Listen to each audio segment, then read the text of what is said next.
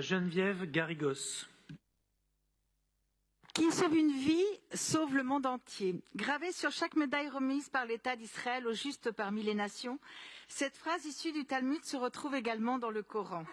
Quel autre mantra invoqué quand on est gagné par l'impuissance face au désespoir des migrants qu'il faut rescaper en mer, à l'arrivée massive de blessés dans des hôpitaux de fortune privés de tout matériel, à la souffrance d'enfants orphelins abandonnés dans des camps qui fouillent les décombres à la recherche de la moindre nourriture. Quel autre mantra invoqué quand on refuse de baisser les bras, de céder au cynisme ou d'en appeler à la vengeance? Ce mantra s'est imposé à moi lorsque le 11 mars dernier, avec la maire, les présidents et les présidentes des groupes, l'adjoint aux relations internationales, nous avons reçu le président de l'association Acted et des membres de son équipe, notamment en visioconférence le directeur du centre opérationnel de Jérusalem-Est, et qu'il nous a décrit la situation humanitaire catastrophique à Gaza, la menace de famine qui avait déjà fait des victimes parmi les enfants, les personnes les plus fragiles. Une situation humanitaire résultant du blocage par Israël des points de passage, alors que les files de camions transportant de l'aide en provenance du monde entier s'allongent et que les habitants, notamment dans le nord où le blocus était total, étaient contraints à utiliser l'avoine des animaux et de l'eau de pluie pour faire du pain. Au 1er avril, selon le ministère de la Santé de Gaza, 32 personnes, dont 28 enfants, étaient morts de malnutrition et de déshydratation sévère dans des hôpitaux du Nord. Dans le Sud, où l'aide était plus accessible, mais demeurait et demeure encore largement insuffisante, les agences des Nations Unies ont signalé vers la mi-février que 5% des enfants de moins de 2 ans souffraient de malnutrition aiguë. La situation s'est aggravée avec l'arrivée à Rafah de 1,4 million de déplacés, fuyant les bombardements dans le nord. 70% de Gaza seraient détruits et les dégâts évalués par la Banque mondiale de l'ONU s'élèveraient à 90 milliards. Le blocage des points de passage à la frontière égyptienne, quant à eux, laisse passer les camions au compte-gouttes. Depuis l'ordre d'évacuation israélien le 6 mai, un jour avant l'entrée des chars israéliens, 800 000 Palestiniens auraient été forcés de fuir Rafah et les opérations menées au sol par Israël. Le blocage de l'aide humanitaire pourrait avoir des conséquences apocalyptiques, selon Martin Griffiths, le chef des affaires humanitaires de l'ONU, qui alerte sur le risque de famine.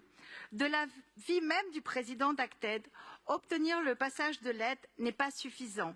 Le retour des humanitaires est fondamental pour assurer et sécuriser sa distribution, mesurer l'ampleur de la crise humanitaire, évaluer les besoins urgents, et cela n'est pas possible sans un cessez-le-feu durable.